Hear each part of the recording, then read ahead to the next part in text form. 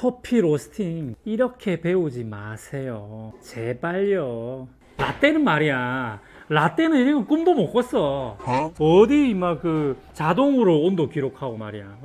진짜 로스팅을 잘 하시려면 탱커 아부대장입니다. 오늘은 커피 로스팅에 대한 이야기를 좀 해볼 겁니다. 로스팅에 대한 방법을 가르쳐주는 시간은 아니고요. 여러분들이 로스팅을 배우려고 하실 때, 그리고 연습을 하실 때 이런 식으로 하면 실력이 늘 수 없다라는 것을 알려드리려고 합니다.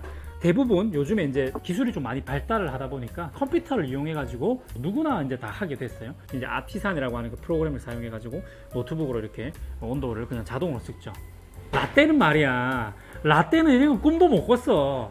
30초에 한 번씩 이 온도 직접 손으로 다 써야 된다니까. 터닝 포인트 온도 쓰고 시간 쓰고 다 수기로 썼어야 됐단 말이에요. 라떼는 그랬어. 근데 어디 지금 이제 로스팅 배운다는 사람들이 지금 어디 막 그 자동으로 온도 기록하고 말이야. 이렇게 하면 안 될 것 같은데. 자, 아무튼 자, 어쨌든 그 예? 어쨌든지 간에 그 아티산이라고 하는 거는 온도를 자동으로 이렇게 체크를 해주는 거예요. 그냥 별거는 아닙니다. 그냥 그 로스팅 머신에서 그 랜선 꽂아가지고 로스팅 머신에 보면 온도계 달려있거든요. 그 온도계의 그 데이터. 그러니까 온도가 뭐 65면 65라는 데이터 이렇게 줘가지고 컴퓨터 안에서 타이머만 돌리는 거예요. 로스팅 시작하면은 그때부터 시간당 로스팅 온도를 쫙 표기해가지고 그래프로 나는 거예요. 시간이 가면 온도가 쭉 올라갔다가 쭉 이렇게 이거를 이제 그래프로 그리는 겁니다. 그러니까 이게 사실 아티산 그래프라는 거 막 로스팅 프로파일 그래프 보면은 굉장히 복잡해 보이지만 사실 아무것도 아니거든요. 그냥 온도계에 측정된 값을 그냥 넣어주는 겁니다. 이런 프로그램들 써가지고 많이들 배우시는데 저는 초보자분들이 이 아티산 프로그램에 좀 의존하지 않았으면 좋겠어요. 왜 이런 얘기를 제가 하냐면요. 아티산 프로그램 그거는 제가 다시 말하지만 온도, 로스팅기에 나와 있는 온도를 측정되어 있는 그 온도계의 온도를 그냥 기록해주는 것밖에 안 하는 거예요. 옛날에 이거 손으로 썼다니까요. 기록해주는 것밖에 아니기 때문에 거기 측정되는 그 온도가 원두의 온도를 의미하지 않는다. 원두의 신부 온도를 측정해서 나오는 게 아니다. 이런 거예요. 자, 예를 들어 볼게요. 스테이크, 두꺼운 스테이크를 조리하는데 제가 먹는 얘기 자주 하는데 이 예를 들어서 설명하는 겁니다. 두꺼운 스테이크를 팬에다가 조리를 하고 있어요. 근데 우리가 이거의 온도를 측정하기 위해 가지고 이 레이저 온도계를 쏴가지고 측정을 한다 생각을 한번 해봅시다. 그럼 어떻게 될까요? 당연히 그 외부에 있는 온도, 그 고기의 외부의 온도가 측정이 되겠죠. 그러니까 방금 팬에서 열을 받고 딱 뒤집어졌으니까 굉장히 높은 온도가 측정이 될 겁니다. 하지만 이 고기의 신부 온도는 다르다 이거예요. 그래서 스테이크 할 때에도 이 짝대기 같은 온도계를 꽂아가지고 깊이 탁 들어가게 꽂아가지고 신부 온도를 측정하고 외부 온도를 측정해가지고 겉과 속의 온도 차이를 확인해야지 정확한 스테이크 조리가 된다는 거예요. 이거는 프로들도 쓰는 방법입니다. 왜? 이거는 확실하거든요. 스테이크 안에다가 온도계를 꽂아버리니까 확실하게 신부 온도가 나오고 겉에도 레이저를 쏘니까 확실하게 온도가 나오는 겁니다. 하지만 문제는 로스팅이에요. 원두는 콩이 요만한데 요만한 콩에다가 이 신부 온도, 그 심지어 콩이 한 번에 1kg씩 볶으면 안에 콩이 메달이 들어가겠어요. 그 수십 알의 콩에 온도계를 센서를 더 작은 센서를 개발하고 다 꽂을 거야? 안 되잖아요. 그러니까 실상 원두의 신부 온도는 측정이 사실상 안 된다고 보시는 게 맞습니다. 지금 로스팅 기계에서 측정되고 있는 온도는 뭐를 말하냐면요. 대부분 이렇게 드럼 내부에 온도계 하나 이렇게 딱 꽂혀 있고요. 위에 꽂혀 있는 것도 있고 약간 밑에 꽂혀 있는 것도 있는데 이게 각자 이제 교반 날개의 구조라든지 이거에 따라 좀 온도의 위치가 다른 거고, 그리고 이제 열풍이 빠져나가는 배기 쪽 그 앞쪽에다가 온도계가 하나 꽂혀 있는 경우들이 일반적입니다. 아니면 뒤쪽에 사이클론 쪽에 꽂혀 있는 경우도 있고, 어쨌든 빠져나가는 그 뜨거운 열기의 온도, 그러니까 배기 온도를 하나 재는 거하고 열풍의 온도라고도 말하죠. 그 다음에 드럼 내부의 온도를 재는 건데, 이 드럼 내부의 온도를 측정한다는 것 자체가 원두의 온도라고 착각하시는 분들이 많아요. 근데 그렇지 않아요. 어떤 로스팅기를 보면 뭐 빈 템프라고 적혀 있거나 뭐 이렇게 하는데, 어떤 로스팅기에는 로스트 템프 이렇게도 적혀 있고 다양하게 적혀 있는데, 정확한 거는 그냥 진짜 말 그대로 드럼 내부의 온도입니다. 물론 이제 원두를 많이 집어넣어 가지고 온도 센서를 교반이 되면서 콩이 자꾸 이렇게 건드려 주면은 콩의 온도가 여기 온도 센서에 자꾸 이렇게 접촉이 되면서 좀 그래도 원두의 온도에 가깝게 측정이 될 가능성이 좀 높아지는 건 맞습니다.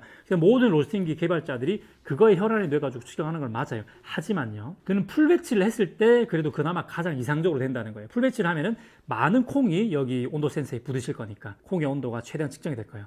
하지만 풀배치를 하더라도 약점은요, 이것은 콩의 외부의 온도인 것이지 콩의 신부 온도는 아니다라는 거예요. 그러니까 이 콩이 전체적으로 속까지 어떻게 익어가고 있는지는 표현이 안 된다는 겁니다. 그 온도계 하나를 가지고는요. 그런 것도 있고요. 만약에 이게 풀배치가 아니라고 한다면 드럼통 내부 안에 콩이 몇 개가 안 넣었을 때, 예를 들어서 1kg짜리 로스팅기에다가 만약에 300g을 넣는다.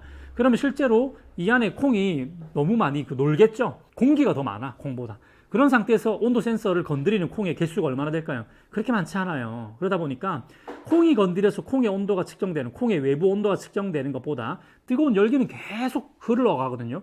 그 뜨거운 열기에 의해서 측정되는 온도가 더 높기 때문에 실제로 작은 용량을 집어넣어가지고 로스팅을 하게 되면은 온도가 다르게 올라갑니다. 보기에는 온도가 굉장히 높은데 콩 상태를 보면 아직까지 덜 익어 있는 경우들 많이 보셨을 거예요. 그렇기 때문에 이 로스팅 기계에 적혀 있는 이 온도계는 100% 맹신할 수 없는 온도다. 콩에 따라 또 다릅니다. 어떤 콩들은 굉장히 무르죠. 무른 콩이기 때문에 심부 온도와 외부 온도가 많이 차이가 안 나는 그런 그 콩들이 있을 거고요.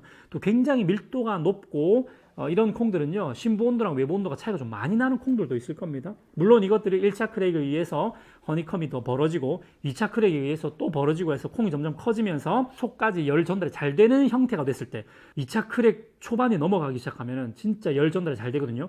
그러면 이제 심부에도 열 전달이 빨리 잘 되긴 할 건데, 초반부, 중반부 이때가 가장 중요한데, 로스팅을 할 때는 이때는 겉과 속, 원두의 겉과 속의 온도는 사실상 그 온도계로 다 측정이 디테일하게 됐다고 볼 수 없는 거거든요. 그래서 이것들은 사실상 우리가 콩의 상태도 보고요, 주름도 보고 콩의 크기가 변하는 것도 확인해가면서 관찰하면서 얻어지는 데이터가 더 정확합니다.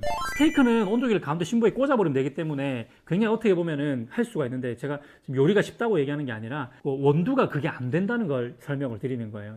원두는 그렇게 할 수가 없는 거죠. 그래서 온도는요, 그냥 데이터로서 참고를 해야 되는 것이지 그 그래프에 목숨을 걸면 안 되는 겁니다. 초보자분들이 많이 이 그래프에 목숨을 걸고 이 그래프를 스승님과 똑같이 만들려고 노력하는데, 스승님과 내가 쓰는 로스팅기가 다르면 또 다르게 측정이 될 거고요. 왜냐면 온도계도 다른 센서가 들어가 있을 거고, 그리고 로스팅한 장소도 다를 것이고, 사실 그 프로파일 그래프를 똑같이 맞춘다고 해가지고 로스팅은 절대 똑같이 되지 않아요. 전혀 다른 결과물이 나올 겁니다. 비슷하게? 아니에요. 그냥 전혀 다른 결과물이 나오는 거예요. 그래서 이런 식으로 공부를 하고 자꾸 그래프를 카피하려고 노력을 하시면 제가 볼 때는 로스팅 실력은 늘 수 없습니다.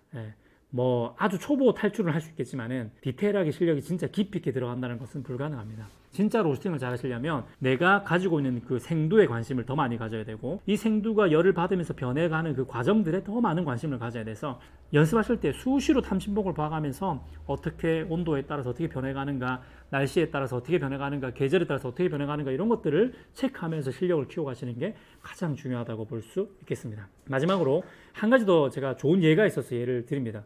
제가 또 요리를 또 잘하지 못하고요, 좋아해가지고 취미로 이제 집에서 많이 하는 편인데, 그런 이제 요리 유튜버들을 보다가 최근에 제가 봤던 유튜버 그분께 들었던 내용 중에 굉장히 인상 깊었던 것이 있습니다. 스테이크 조리에 대한 설명을 이렇게 하고 계셨는데, 하면서 그분이 하는 말이 자기는 어떤 식으로 예열을 어떻게 하고 화력을 어떻게 하고 이런 얘기를 하지 않겠습니다라고 얘기하더라고요. 예를 들어서 몇 번을 뒤집어라, 몇 초에 한 번씩 뒤집어서 몇 번을 뒤집어라, 이런 얘기를 하지 않겠다라고 말하는 겁니다. 왜 그렇게 얘기를 하냐면, 너무 변수가 많기 때문에 공식적으로 가르쳐 가지고는 절대로 저와 여러분은 똑같은 스테이크를 할 수가 없습니다라고 설명을 하는 거죠. 가령 이렇게 얘기했어요. 프라이팬을 뭘 쓰느냐에 따라서 다릅니다. 얇은 양은 프라이팬을 쓰느냐, 스텐팬을 쓰느냐, 구리팬을 쓰느냐, 주물팬을 쓰느냐, 이런 거에 따라서 열 보존율이 전혀 다를 것이고, 그 다음에 집집마다 화력이 다른 버너를 쓸 것이고, 집집마다 도시가스 쓰는 것도 있을 것이고, LPG를 쓰는 것도 있을 것이고, 화력이 전혀 다를 것이고, 그죠? 그리고 실내 온도도 다를 것입니다. 이 실제 레스토랑 같은 데는 주방 온도 굉장히 높아요. 여러 가지 열을 쓰는 이런 것들이 많이 돌아가니까 굉장히 따뜻한 편인데, 가정집은 그렇게까지 또 따뜻하게 뜨겁게 살지는 않잖아요. 보통 상온이라고 하는 게 그렇게 높지 않다는 거죠. 20도에서 23도 내외이기 때문에 또 이런 거에서도 큰 차이가 날 것이고, 그리고 사용하는 고기의 두께에서도 차이가 많이 나고요. 이 고기가 어떤 고기냐에 대해서도 차이가 나는 거예요. 고기의 지방질이 어떻게 껴 있느냐가 열 전달하는 거에 있어서 전혀 다른 그 결과물을 내게 되는 거죠. 고기 두께가 어떻게 되느냐에 또 다르고, 또 이 고기를 냉장고에 어떤 냉장고에 보관했느냐에 따라서 다릅니다. 애초에 많이 차가운 상태의 고기를 쓰느냐, 아니면 좀 덜 차가운 상태의 고기를 쓰느냐, 이것도 다르고, 이 고기를 상온에다가 1시간을 내놨다가 스테이크를 하면 좋다라고 얘기하는데, 이것도 역시나 실제 레스토랑 주방 기준이고요. 레스토랑 주방은 뜨거우니까 열기가 40도, 50도 이렇게 뜨거운 상태니까 그 상온에 내놓는 거 하고, 가정집에 20도 내외, 10도 후반대 이런 데다 내놓는 거 하고는 또 큰 차이가 나거든요. 그렇기 때문에 너무나 이런 많은 변수들을 일일이 다 체크해서 컨트롤하지 않고서 그냥 뭐 화력은 중불로 하십시오. 화력을 약불로 하십시오. 이렇게 말할 수 없다는 거예요. 어떤 버너는요, 약불로 하면 안 되는, 약불로 해 너무 약한 버너가 있고요. 어떤 버너는 약불로 해도 다른 버너에 한 중불 정도 그 정도가 나올 정도로 화력이 좋은 버너가 있을 거고요. 너무 차이가 많이 나는 거죠. 스텐팬은 열 보존을 너무 잘하고 있을 것이고, 양은팬은 거의 열 보존이 안 될 것이고, 스텐팬은 예열을 몇 분을 해야 될 것이고, 양은팬은 예열을 해봤자 소용이 없을 것이고, 이런 너무 큰 격차들 때문에 요리를 배울 때에도 그렇게 하면 안 된다고 설명하는데 이거 딱 와닿더라고요. 아, 이거 로스팅도 이런데? 이거 에스프레소도 그런데? 모든 세상이 이치가 그런가? 아무튼 그냥 배우는 사람 입장에서는 너무나 쉽게 그냥 공식대로, 우리 그런 거 특히 우리 한국 사람들 그거 좋아하잖아. 공식 딱 만들어서 대입해가지고 그냥 딱 결과물 나오게 하면 너무 좋을 것 같은데 그렇게 하면 안 됩니다. 네. 사용하실 로스팅이 다 다르고 용량 다 다르고 쓰는 원두도 다르고 원두의 밀도 다르고, 예? 그 생두의 밀도 다르고 생두가 어떻게 보관되느냐에 따라 가지고 또 밀도 다를 것이고 너무 차이가 많이 나는 거예요. 그래서 그냥 단순히 공식만 보고 내가 뭐 몇 도 프로파일 만들어 가지고 딱 뽑으면 선생님이랑 똑같이 로스팅이 되겠지? 그렇게 생각하시면 큰 오산입니다. 생각보다 로스팅은 어렵지만 생각보다 로스팅은 쉽습니다. 이건 무슨 말이냐면 정말 우리가 레스토랑만큼 스테이크를 조리해가지고 스테이크 하나에 막 15만 원씩 받을 정도로 막 토마호크 이렇게 팔 수 있는 그런 퀄리티를 내는 것은 정말 어려운, 어떻게 보면 세계이지만은 그것도 일관되게 내는 건 정말 어려운 거지만은 저도 토마호크 집에서 해 먹거든요. 네, 냉동 토마호크 사가지고 해 먹습니다. 예. 그러니까 어떤 면에서는 쉬워요. 누구나 접근해서 솔직히 할 수 있습니다. 하지만 제가 해먹는 토마호크 스테이크와 아주 인류 요리사의 토마호크 스테이크는 차이가 엄청나게 나고 거기까지는 굉장히 어려울 수 있다는 거. 그래서 어떻게 보면 굉장히 쉬운 것이 커피고요. 어떻게 보면 굉장히 어려운 것이 커피입니다. 로스팅도 어떻게 보면 굉장히 쉽습니다. 누구나 생두에다 열만 가하면 원두가 됩니다.